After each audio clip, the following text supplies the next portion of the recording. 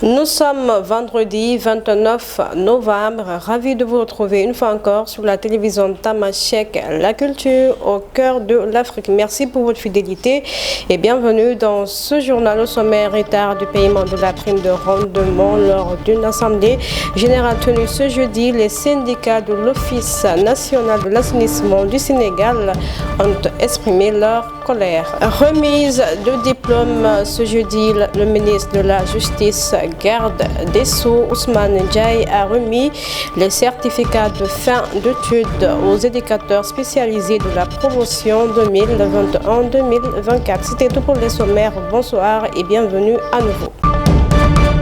Comme je vous l'annonçais dans les titres, les syndicats de l'Office national de l'assainissement du Sénégal, ONAS, ont exprimé leur mécontentement lors d'une assemblée générale tenue ce jeudi en raison du retard dans le paiement de la prime de rendement, bien que cette prime attribuée pour récompenser les efforts des travailleurs ont été validée par le conseil d'administration de l'ONAS depuis juin 2024. Aucun versement n'a été effectué à ce jour. Suivant Baïsek, il est le coordinateur du cadre unitaire des syndicats de l'ONAS.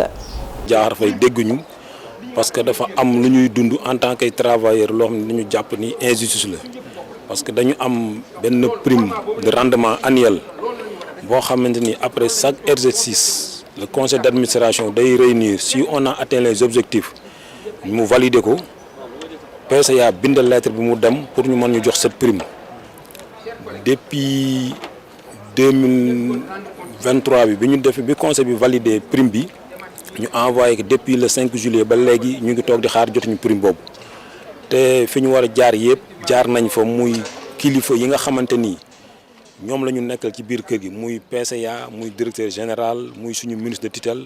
Éducation, les éducateurs spécialisés de la promotion 2021-2024 du centre de formation judiciaire ont reçu hier leur diplôme. À l'occasion, le ministre de la Justice, garde des Sceaux, Ousmane Ndiaye, a eu l'honneur de remettre les certificats de fin d'études à ces agents de l'État.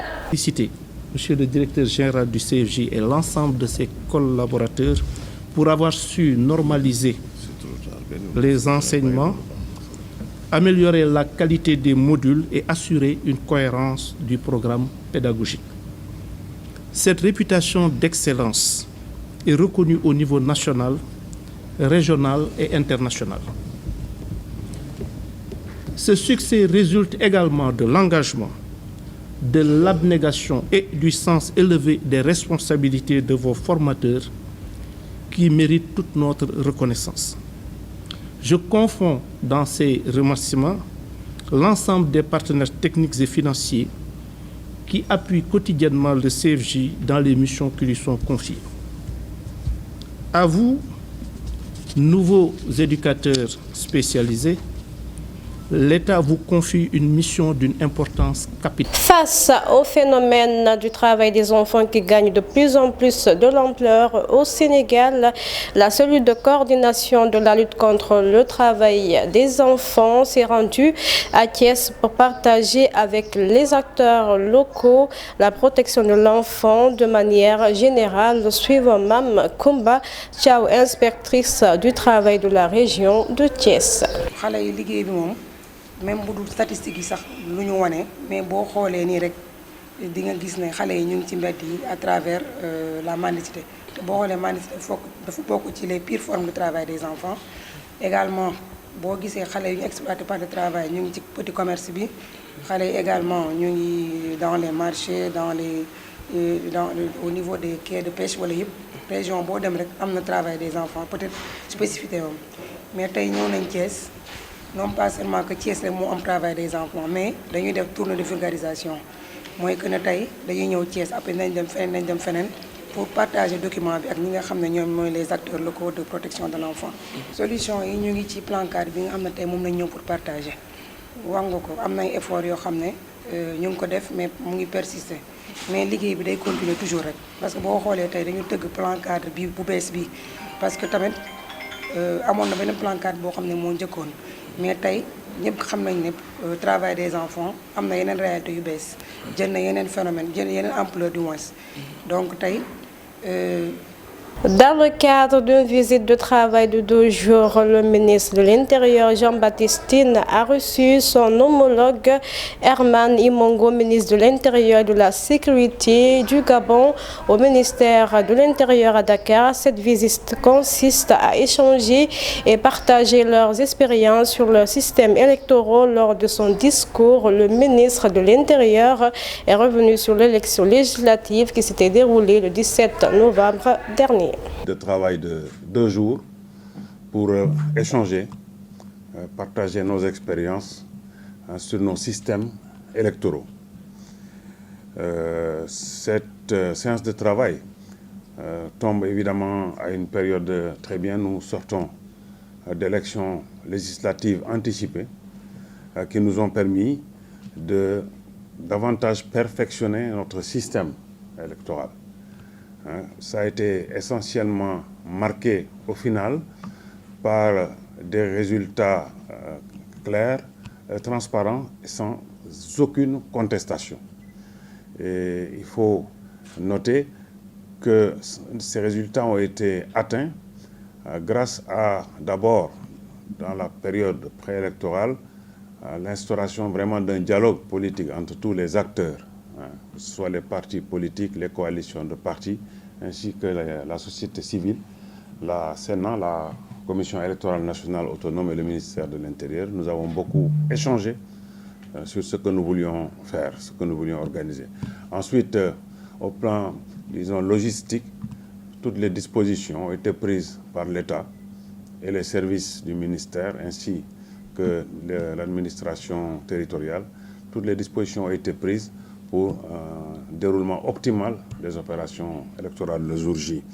Et enfin, au niveau des bureaux de vote, nous avons eu un dépouillement qui s'est fait très très rapidement, ce qui fait que pratiquement à partir en début de soirée, on avait déjà les résultats. Bon, je pense qu'il est bon dans ces conditions de partager cette expérience, et c'est avec plaisir que nous avons accueilli nos frères du Gabon. Ce sera encore avec plaisir et même empressement que nous répondons à leur invitation pour nous rendre à Libreville très prochainement. En tout cas, merci. Un bon séjour ici. Alors, dans le cadre du renforcement de la coopération Sud-Sud, en ma qualité de ministre de l'Intérieur et de la Sécurité du Gabon, et sur les très hautes instructions de Monsieur le Président de la Transition, Président de la République gabonaise, chef de l'État, le général de brigade, le Prince Clotaire Oligui Nguema, je séjourne au Sénégal ici, dans le cadre de cette visite de travail, auprès de mon homologue, le général de corps d'armée Jean-Baptiste Tine, ministre de l'Intérieur et de la Sécurité publique du Sénégal. L'objet de notre visite, c'est véritablement de nous inspirer de l'école sénégalaise en matière de vie démocratique et de gestion des élections. Vous le savez, il y a quelques semaines, nous avons organisé au Gabon, le 16 novembre dernier, le 3e référendum de notre histoire. Le 17 novembre, nous avons procédé, en notre qualité de ministre de l'Intérieur et de la Sécurité, à l'annonce des résultats provisoires, ce qui a été, pour beaucoup, Culture à présent, le Grand Théâtre lance les festivités du grand baptême de Doudou Ndiaye Coumba Rose, grand pile d'honneur au prix Cultura 2024. À cet effet, le mois d'avril 2025 a été choisi pour faire le lancement officiel.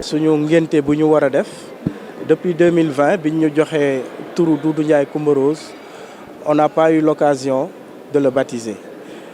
C'est mon mission.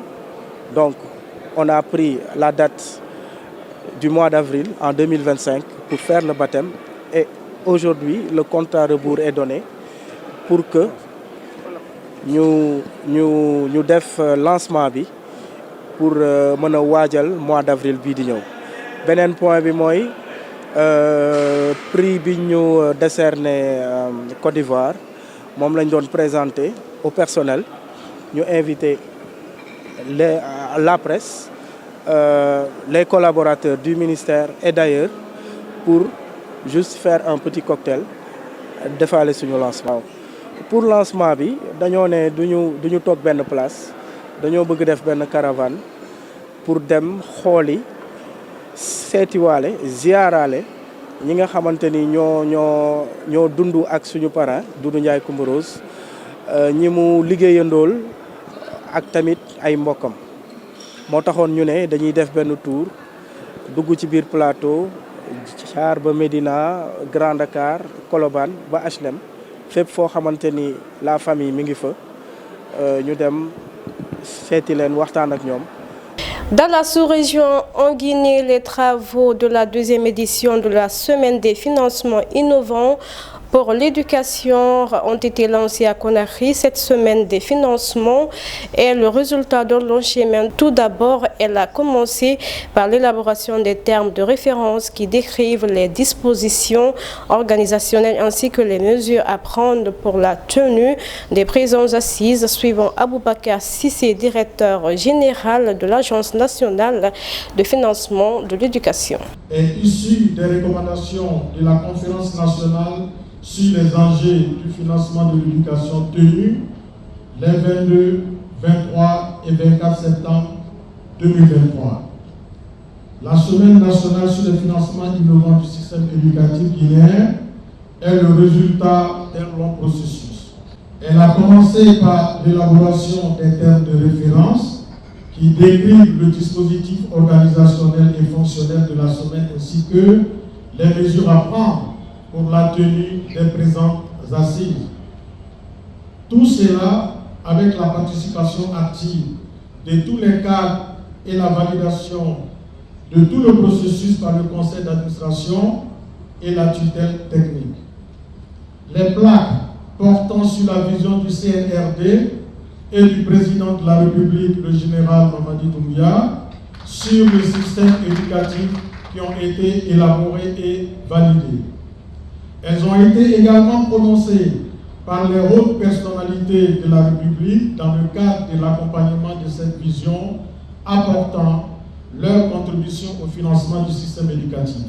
Aussi, l'invitation a été faite aux partenaires techniques et financiers, aux chambres consulaires, aux ordres nationaux, la bourse de sous-traitance, aux acteurs non étatiques, ONG, société civile, les syndicats du système éducatif pour la participation à la table ronde et contribuer au financement innovant du système éducatif, contribution potentielle. La physionomie de la salle est composée de représentants de ces institutions, des départements ministériels, les différentes chambres et des hautes personnalités de la République. Mesdames et messieurs, le financement de l'éducation a pour objectif d'analyser les mécanismes et sources actuelles de financement du secteur et de proposer des mécanismes de financement pérennes et innovants impliquant des acteurs potentiels de l'éducation en Guinée. L'ANAF, entendez Agence nationale de financement de l'éducation, dans le cadre de sa mission régalienne, après avoir analysé les mécanismes actuels de financement de l'éducation en Guinée, ainsi que les prévisions à long terme formulées pour le secteur dans le cadre du PRODEC, a proposé une analyse financière détaillée du public et du privé dans le but de mieux prendre en compte. Au Mali, ce mercredi, l'état-major général des armées maliennes a annoncé l'arrestation de 6 membres d'un réseau terroriste impliqué dans l'attaque du 17 septembre dernier à Bamako qui avait visé l'école de la gendarmerie et l'aéroport. Les 6 suspects arrêtés sont accusés d'avoir facilité l'arrivée et l'installation des commandos terroristes responsables de l'attaque. Selon le communiqué, cette opération a été rendue possible grâce à la coordination efficace des unités spécialisées des forces armées maliennes et à la coopération des populations locales.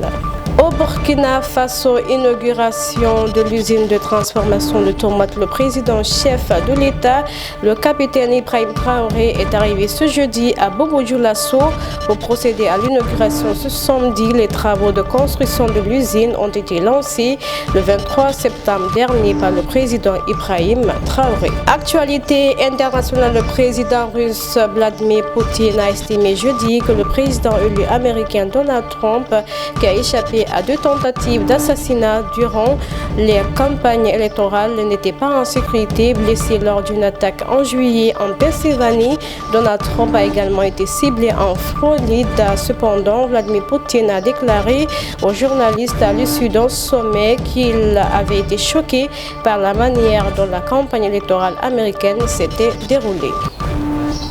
Ainsi prend fin ce journal. Ravi de vous avoir servi sur la télévision Tamashek. La culture au cœur de l'Afrique. Prenez soin de vous et bon week-end à notre compagnie.